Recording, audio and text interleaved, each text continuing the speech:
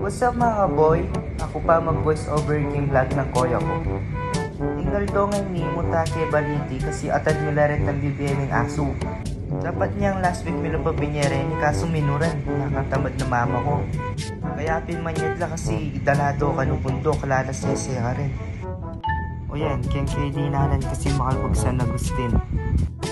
Fast forward nga miras na kiking kanto ng gintong pakpak. Makamis nga kini kasi yan yung malati kami lagi kay Kenny. Tas mandilo kay kitang force tang aman wandang pawu. Kaya nimin katamin dilo king force taglus kay flash dan kumakamin parus-parus. Saglulo kay ang tokukwang parus-parus si karakal kami. Ren kapatad ko kanta sari-sarili lang pesto para makarakal lang. Yakong tinggawang ko kunang koret ang kukunanda para kumakmuyain ka na ako. Kasi pag akamumita hindi na kampira eh. Dati itang batong balay, playground niya ito. Ngayon yung tinyang bayad.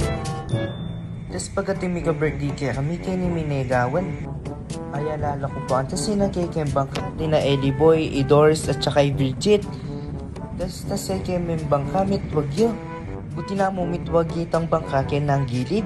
Nung kinyalibut ito, malumod kami. 6 years old ko pa kanta dahil na akong karanasan kini.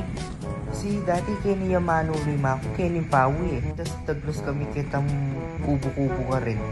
Pag Holy Week kini kaya matod kanto. Mag 2 days kami. Hindi ako akaling yung experience kini. Tangat yung kaya pakit kaya kami. Uling mano lima ko. Dakal ang kantong magparamdam kanta kini. Alim mo magparamdam papakit la po. O ayan yung dam ng balite. Diba kasanteng? Alin ko expect na maging tourist spot din. Anyways guys, miras na kiking kaya kami pupuntalan. Ayan yung entrance papunta Kilob. Ayan bali asyenda. Pakiramdaman niya ini guys.